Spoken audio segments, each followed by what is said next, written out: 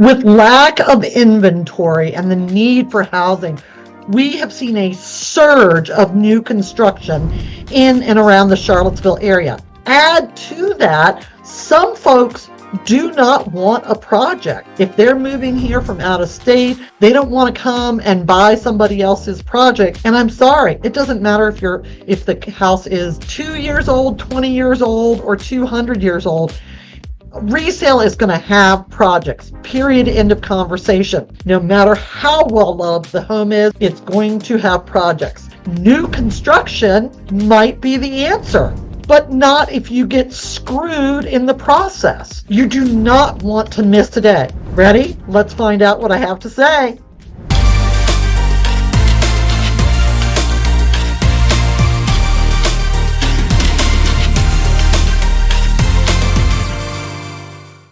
So first off, from the get-go, you need to be represented. And I've had my clients ask me this so very often.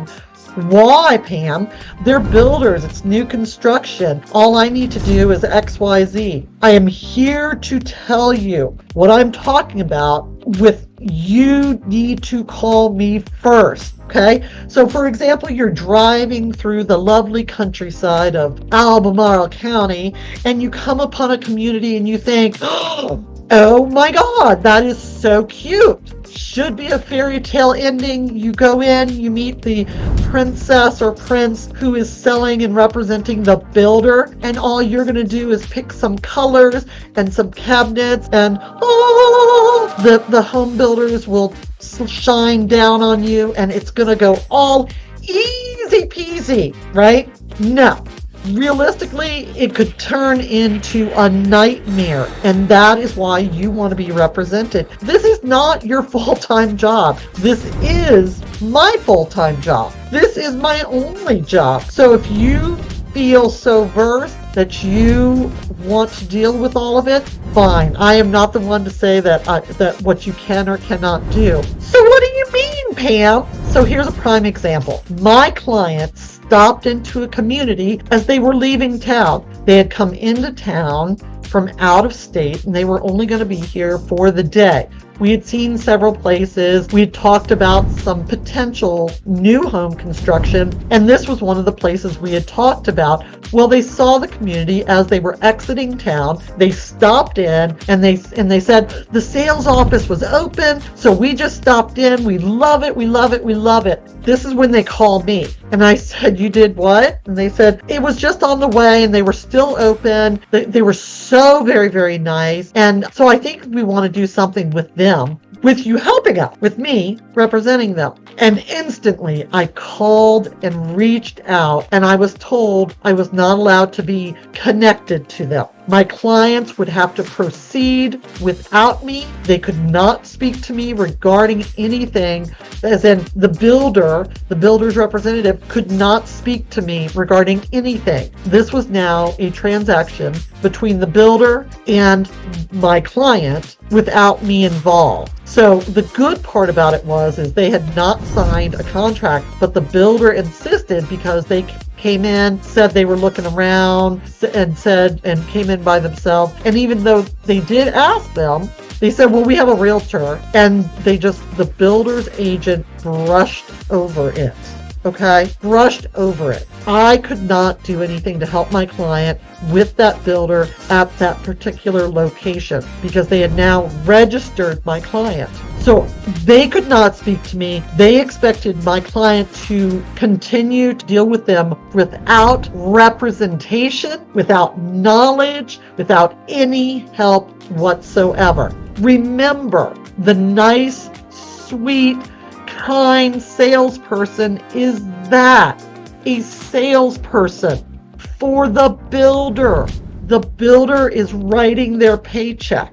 Their paycheck is 100% dependent on the builder. What they do for you or with you or guiding you is not in your best interest. Their fiduciary responsibility is that the builder, not you. So it is so very important that you let me connect you before any contact, email, text, quick stop into a sales office. Please let me connect you. You can still do it. If you know you're traveling out of town and you're like, well, Pam, we're going to stop at that new XYZ community. Great. Fabulous. Let me run out there with you. And they're like, no, you don't have, you know what? I want to make sure that you get the VIP treatment, and I work with these builders. If I can't, if I have other appointments, then at least I can still get you the VIP treatment by connecting you with the representative, letting them know that you're going to be on the way out there. I can't make it at this immediate appointment, but I am handing them off so that they can talk to you. But they are my client and I am representing you, okay? So why does that matter? It's new construction. And I've had that question too. And honestly, I'm great. I love my clients to ask questions because, again, this is my full-time career, my profession. I want to make sure that you understand what I'm doing, working with and for you. I can help you navigate the complexities of new construction, whether it's the purchase, then to ensure you're getting a fair deal. Actually, I can probably get you a better value and a VIPP, very important Pam person. I provide professional insights and advice for you for your real estate investment, helping you avoid costly mistakes. I can identify potential issues and ensure all aspects of your home purchase are handled correctly. Again, realistically, you are working full time. You are part of a family unit, whether that family unit, another person, a four-legged baby, a two-legged, whatever it is. You have other commitments. So I can handle this portion of it to make sure it is all given to you correctly so that you understand it, and I can point out the pitfalls. I bring experience with the market trends and negotiation to ensure you get the best value. Again, it is my job, my fiduciary responsibility to take care of you. The builder's representative is taking care of the builder. They're not going to be like, tell you what, we like you, so we're going to go ahead and waive this extra fee. No, they're going to be like, okay, so we have fee X, Y, Z, and A. That'll add another $50,000. Okay, just sign here. Not that they would, but I do know some builders who would, and they're here in Charlottesville. I help you make informed decisions about your real estate purchase, maximizing your long-term benefits. I can identify potential problems with the property and ensure you are making a sound investment. Working with someone who knows the area and has grown up in the area, for you to pick out a lot, they can sell you within the 4 lot lines or 6 lot lines, however many divide the property, but that's all they can sell you. But when you're working with someone who knows the area and you know the layout and you know the subdivision and the surrounding area, did you know there's a train track right on the other side of those trees? Did you know there's a landfill a block away? Did you know that this is X, Y, or Z? No, the builder's rep is not going to share that with you. That is why you need to reach out to me first. Call, text, email, whatever's the easiest. Let's connect, let's chat about it. Let's make sure that development, that builder are right and good for you, a sound investment with long-term benefits. But wait, there's more. Now I handle the details of the home buying process and I mitigate those potential stresses and complications. Again, this is my wheelhouse, not your wheelhouse. Your wheelhouse is another million things that you're fabulous at, but this is one of your largest purchases in your life. And yes, you may have bought houses before. Yes, you may have built houses before, but with the market, with the real estate market, conditions are always changing. Builders are shifting and changing. I know a couple of builders here in Charlottesville that I would say would have been considered the high-end builders 10 years ago. But now, honestly, I want to stay on top of them because the pre-drywall and post-drywall inspections are coming back with real issues. So these are things that a builder's representative is not going to tell you. I help you choose the right property and the terms for the product of your investment. And you know what? The value of having a professional guide and advocate in specialized areas where their expertise can significantly impact your outcome, why wouldn't you? So I want you to ensure. Now, here's one question I'm also getting. I know you've heard the scuttlebutt, lots of stuff going on about, well, Pam, how are you going to get paid? That is absolutely a conversation that we would need to have. In general, though, most of the builders are still doing a cooperative brokerage, and they consider it as part of their marketing budget, are still paying a buyer's agent commission, which means you can be represented by me, a professional looking after only you, and it's something that you don't necessarily have to write me a check for. So a lot of the builders, especially the quality builders, are still very much working with realtors. One of my favorites, one of their representatives, and honestly, I would trust her until whatever you want to say. She said it best. She said their builder wants to work with a client's realtor because we work together simultaneously getting the best for everybody. If you have a good experience, you're represented, and your things are taken care of, that means the builder is recognized and the builder can do their job easier and not have to worry about things. So it's just a really good connection. Now, I've also heard her use the term, it's like rounding up cats, because sometimes our clients, bless their hearts, it's like rounding up cats. And the builder, they don't have time for that. Their representative doesn't have time for that. They have time for you to sign on the dotted line and answer their email when they respond. But we want to make sure that even if you're one of the cats, why are you one of the cats?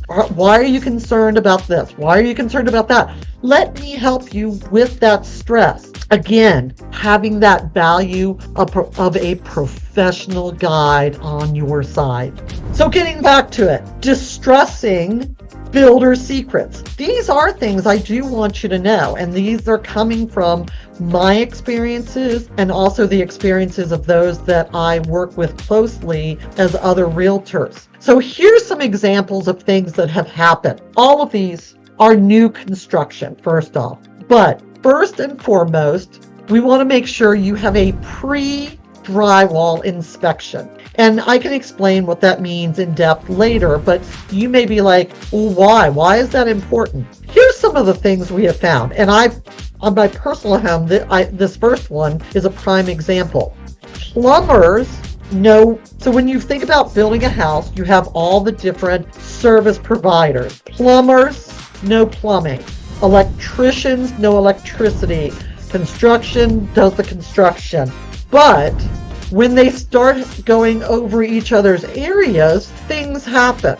And this did happen in my house. But during a pre-drywall inspection recently, we found where an electrician's nail had actually punctured and gone through a plumbing pipe.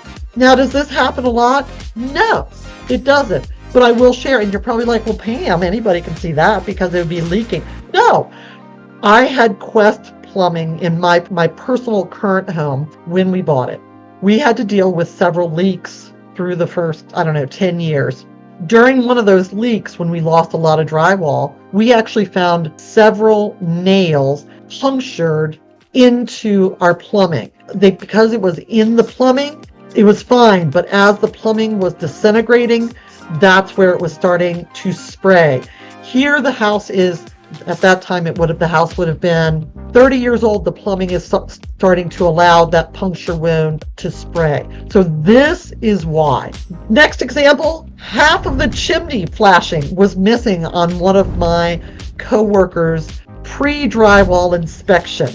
So a massive thing that would encourage water damage in the roof where you can't see going into an attic space that's not visible. But the pre-drywall inspection came up with half of the chimney flashing was missing. You know what the builder said? They suggested it likely happened because the roofing crew left for lunch on Friday and then came back to work on Monday, and they forgot where they left off. So it might be safe to assume this happens in other areas of construction too, because again, some builders use subcontractors that they can quite honestly hire day labor. Here's another prime example. A tiled shower had a major leak due to the incorrect installation, and it passed water into the crawl space. Hello? Crawl space is not someplace that you're going to be shimmying on up, when you go there for your pretty presentation of keys. No, this is something that you need to know about. A second level deck support were missing. This was a well-known builder, a respected builder who did their own pre-drywall inspection before my colleague had her pre-drywall inspection done. And whatever the moon and the stars had aligned, and whatever they were doing, they had not put the supports for a second level deck. Major issues. I remember one of my clients. So on that same, now let's talk, those were all pre-drywall. So just real quick, what is a pre-drywall inspection? Just what it sounds like. All of the construction is up. Traditionally, all the services have been in there. There's been plumbing, there's been electrical. Everything is where it's supposed to be, but they have not put the drywall up. This is such a critical point. Stuff happens. Most of the times it's not intentional. Builders want to maintain great reputation, but it is so very important. And again, this is why I want you to reach out to me.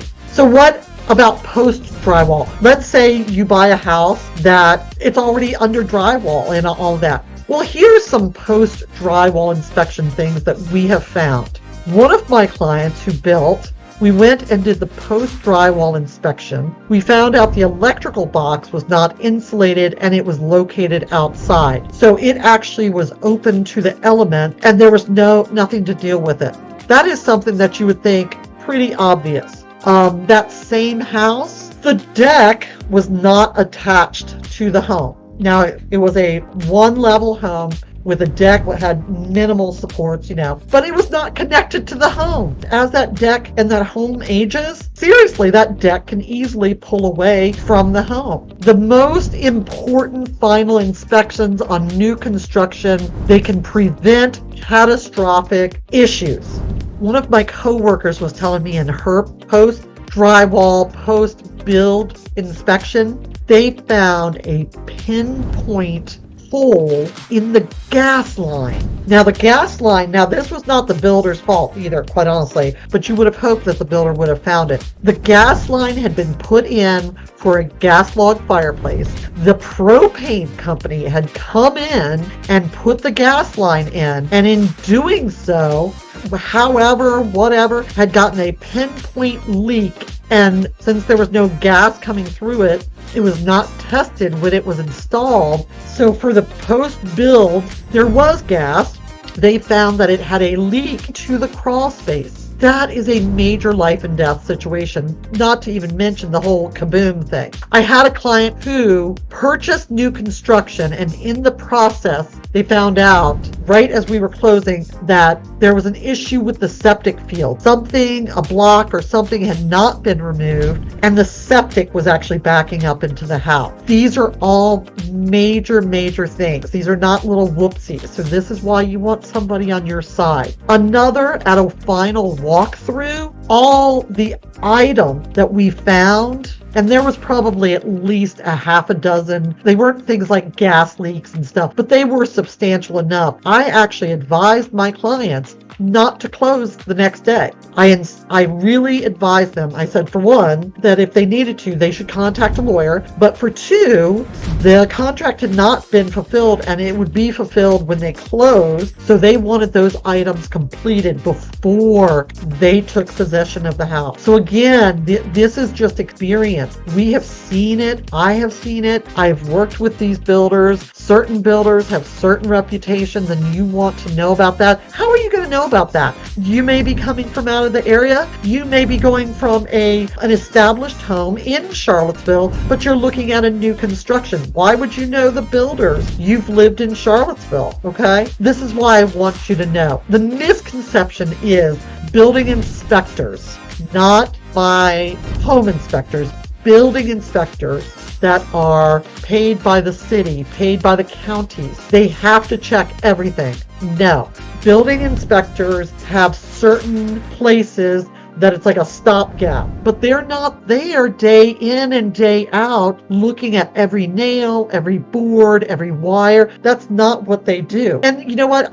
You can't blame them. It's one inspector who is trying to make sure that all the guidelines are being met and fulfilled for the entire jurisdiction, whether that's the city of Charlottesville, county of Albemarle, county of Greene, county of Fluvanna, wherever. The inspectors are one person. You want to make sure that you have your third-party representation, and this is another reason, because I actually have home inspectors, and depending what we're doing, that's the home inspector I call. I have a home inspector in particular. He used to do new construction. That's why I want him in there, because he knows what is the process of building is. He knows when to raise the red flag and when to be like, this is an issue, get it fixed, not that big of a deal. I have inspectors who I would hire for a 100-year-old home resale. So I know, again, another reason you want to call me. I'm not trying to scare you, I promise you, but I want to make this as best possible, because this is a major investment for you. So you got to remember, the county inspectors, the city inspectors only catch a fraction of errors. And again, not blaming them, but they are in charge of all over. What I'm doing, I am representing you. I am working on your behalf. I am protecting your money, your investment. Here's a few things that we have found after inspections.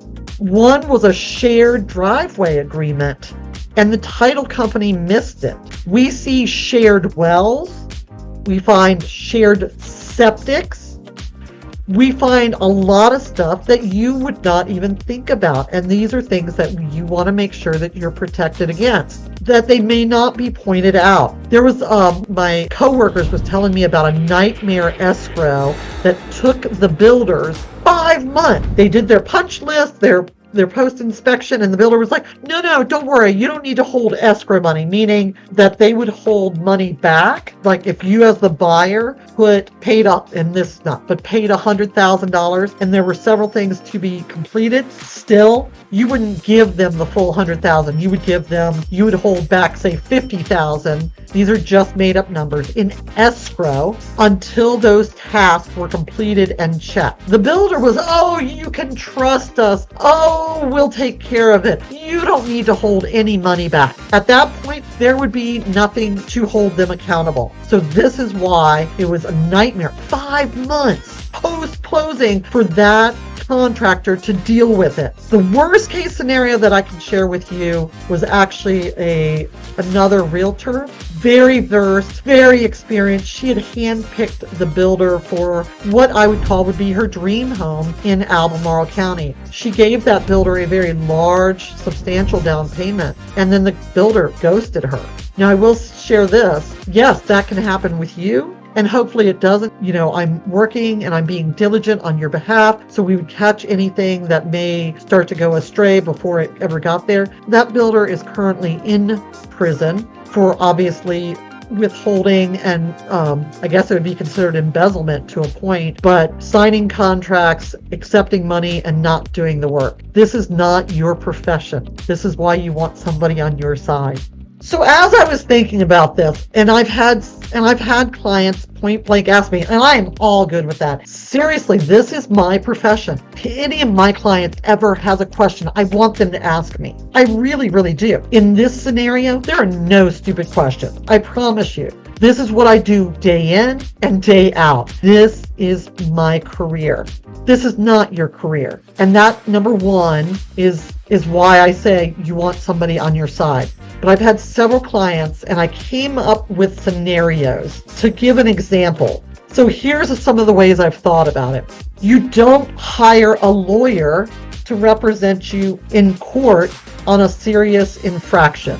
You just show up because you figure, well, you've seen some court TV. You're pretty sure you can talk your way out of, I don't know, a DUI or something. Probably not in your best interest. Not consulting a doctor when you have a complex medical or serious medical issue. Everybody goes to WebMD, but you would not use that as your primary source of information. You would go to a doctor, a specialist who is looking out for you.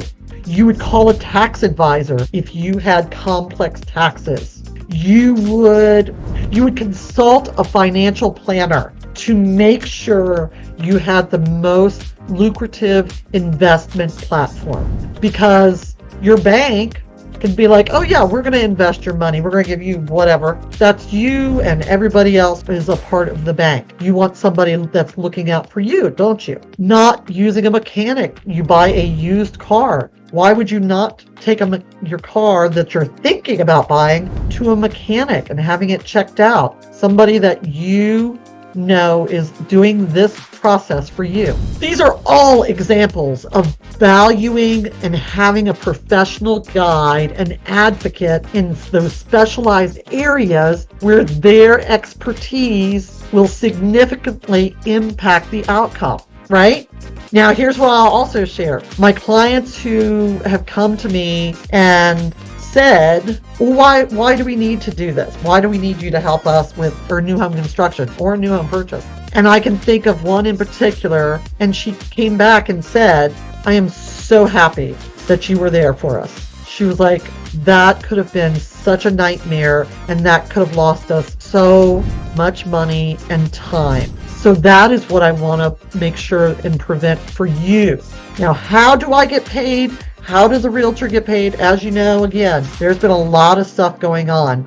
We get paid from the buyer, from you. But as part of a contract and as part of a conversation, many sellers, including builders, have already put into their figures buyer's agency compensation, meaning they've already allocated money to pay me to work for you, solely looking out for you and your best behalf. So in that way, again, yes, the ultimate responsibility is pay would come from you, but I want you to know, in all honesty, that is quite often included and paid for, at least partially or fully, by the builder. It's just part of the way they do business. They want to make this a seamless and easy transaction. Their people are looking out for them. They know you have me looking out for you. And together we will get to the finish line, and it will be a win-win. They will have another lifelong client, and you will be thrilled with your new home that you are sure to make years of memories in. And that's why builders traditionally will already have that built in. It's totally separate. It's almost like their marketing budget with it. So on that note, there you go.